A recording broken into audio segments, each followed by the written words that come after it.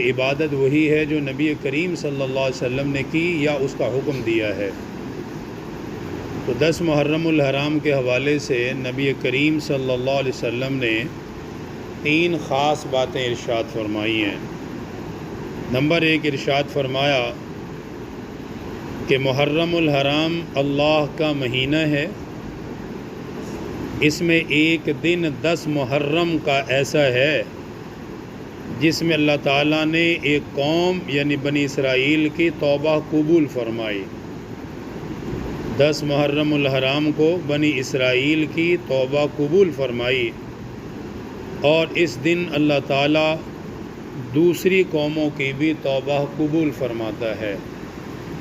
تو ایک کام تو یہ ہے کہ 10 محرم الحرام یہ شروع سے فضیلت چلی آ رہی ہے۔ 10 محرم کی نبی کریم صلی اللہ علیہ وسلم خود اپنی حیات طیبہ میں اس کے فضائل بیان کرتے تھے۔ حضرت امام حسین کی جو شہادت ہے، یہ تو ان کی شہادت میں 4 چاند لگے کہ اتنا عظیم دن ان کو ملا ہے، تو اس کی فضیلت تو پہلے سے ہی چلی آ رہی ہے۔ نبی کریم صلی اللہ علیہ وسلم نے پہلا کام یہ بیان کیا کہ 10 محرم الحرام کا جو دن ہے وہ خاص طور پہ توبہ کا دن ہے، استغفار کا دن ہے۔ اس دن کثرت سے توبہ کی جائے کہ اللہ نے بنی اسرائیل کی توبہ قبول فرمائی، تو اس دن اللہ دوسرے قوموں کی بھی توبہ قبول فرمائے گا۔ اب ان چیزوں کو چھوڑ کر ہم دوسری چیزوں کی طرف بھاگتے ہیں جن کا ذکر نہ قرآن میں ہے، نہ حدیث میں ہے، نہ سنت سے ان کا کوئی تعلق ہے۔ کام وہی ہے جس کا تعلق رسول اللہ صلی اللہ علیہ وسلم کی ذات اطہر سے ہو۔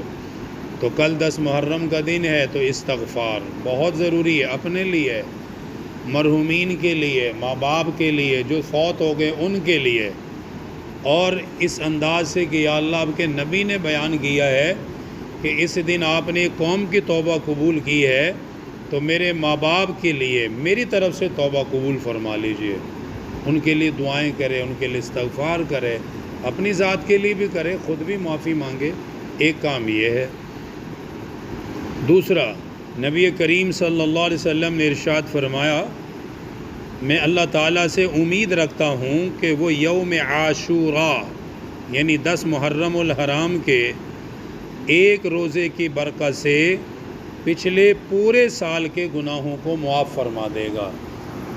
ایک دن کا روزہ سال کے پورے سال کے گناہوں کا کفارہ ہے۔ دوسرا کام یہ ہے، روزہ رکھ لے، بہت بڑی بات ہے، بہت بڑا ثواب ہے، بہت بڑی نیکی ہے۔ رکھ لے تو بہت اچھا ہے، باقی فرض نہیں ہے، واجب نہیں ہے، حساب نہیں ہے کہ کیوں نہیں رکھا۔ اجازت دی ہے کہ رکھ لو گے تو یہ فضیلت ملے گی، گناہ معاف ہو جائیں گے۔ پچھلے پورے سال کے اس دن سے لے کے جس دن روزہ رکھو گے، اس سے پچھلے پورے سال 360 دن کے گناہ اللہ معاف فرما دے گا۔ تو یہ اس کی فضیلت ہے۔ 2 کام ہو گئے۔ تیسرا کام فرمایا، نبی کریم صلی اللہ علیہ وسلم نے ارشاد فرمایا، جو شخص عاشوراء یعنی 10 محرم الحرام کے دن اپنے اہل و عیال پر فراخ دلی سے خرچ کرے گا تو اللہ تعالیٰ اس کے رزق میں سال بھر کشادگی عطا فرمائے گا۔ سال بھر اس کے رزق میں کشادگی رہے گی۔ جو 10 محرم الحرام کو اپنے گھر والوں پر فراخ دلی کے ساتھ خرچ کرے، اس دن 10 محرم کو کچھ تھوڑا سا عام عادت سے ہٹ کر زیادہ خرچ کرے۔ گھر میں گھر والوں کا ذکر ہے، عیال کا ذکر ہے کہ اپنے گھر والوں پر، بال بچوں پر اگر گنجائش ہے تو پھر دوسروں کو بھی شامل کر سکتا ہے دعوت میں، کسی کو بھی۔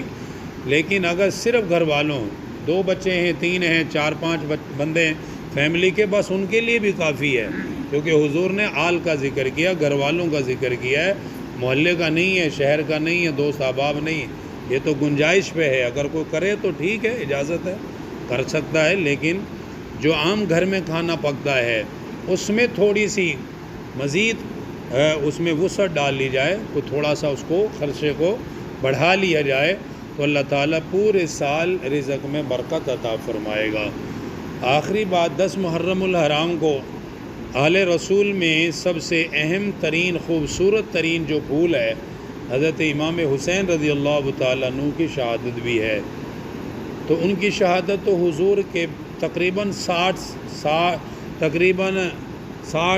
سال کے بعد ہوئی ہے، 1-2 سال بعد نہیں ہوئی ہے، سن 61 ہجری میں ان کی شہادت ہے۔ اور نبی کریم صلی اللہ علیہ وسلم نے عاشورہ کی فضیلت اپنی زندگی میں بیان فرمائی ہے۔ تو یہ تو ان کا مقام ہے، ان کا خاص مرتبہ ہے کہ اللہ تعالیٰ نے اتنے عظیم دن میں ان کی قربانی اور ان کی شہادت ہے۔ جمعے کے دن میں اگر کوئی فوت ہو جائے تو ہم کہتے ہیں خوش نصیب ہے کہ جمعے کا دن ملا ہے اس کو، جمعے کی رات ملی ہے، جمعرات کی رات ملی ہے، یا رمضان کا مہینہ ملا ہے وغیرہ۔ فضیلت کے دن ہیں نا، فضیلت کی راتیں ہیں۔ تو حضرت امام حسین رضی اللہ تعالیٰ عنہ اور ان کی آل کے لیے خصوصی اعزاز ہے کہ ان کی جو شہادت کا دن ہے وہ 10 محرم الحرام کا، کہ جس کی فضیلت خود نبی کریم صلی اللہ علیہ وسلم بیان کرتے تھے، خود اس کو بیان کرتے تھے۔ تو اللہ تعالیٰ صحابہ اور تمام اہل بیت کی ہمیں سچی محبت نصیب فرمائے۔ باقی ان کا ذکر میں بیٹھنا، ان کا ذکر کرنا، یہ بھی ہمارے ایمان کا حصہ ہے۔ ہم حضرت ابوبکر صدیق ان کا ذکر کرتے ہیں ان کی یوم وفات پر، سیدنا فاروق اعظم کا ذکر کرتے ہیں ان کی شہادت پر، سیدنا عثمان کا ذکر کرتے ہیں ان کی شہادت پر۔ اسی طرح 10 محرم الحرام اور اس رات کو ہم امام علی مقام حضرت امام حسین رضی اللہ تعالیٰ عنہ کا ذکر کرتے ہیں کیونکہ ان کی شہادت کا دن ہے۔ تو آج کی رات، چونکہ یہ آج کی جو رات ہے یہ 10 محرم الحرام کی رات ہے مغرب کے بعد، یہی وہ رات ہے کہ جس میں انہوں نے ساری رات عبادت کی اور اللہ کی عبادت میں مشغول رہے۔ اگلا تو وہ دن آتا ہے۔ عام طور پہ یہ لوگ سمجھتے ہیں کہ 10 محرم کے بعد جو مغرب کے بعد، وہ تو 11 شروع ہو جاتی ہے، وہ تو رات گزر چکی ہوتی ہے۔ عام طور پہ جو محافل وہ سمجھ رہے ہوتے ہیں کہ یہ وہ رات ہے، وہ رات آج کی ہے، کیونکہ اسلامی قمری لحاظ سے رات پہلے آتی ہے، دن بعد میں آتا ہے۔ تو 10 محرم الحرام کی جو رات ہے وہ آج مغرب کے بعد سے شروع ہوگی اور کل مغرب تک یہ 10 محرم ہی کا دن اور رات رہے گا۔ انشاءاللہ مغرب کے بعد مختصر سی محفل ہے، زیادہ لمبی نہیں، کوئی باہر سے ہم نے مہمان نہیں بلائے، بس مختصر سی ہے انشاءاللہ تعالی۔ اس میں مجلس ذکر ہے خاص طور پہ، تو اس میں بھی شرکت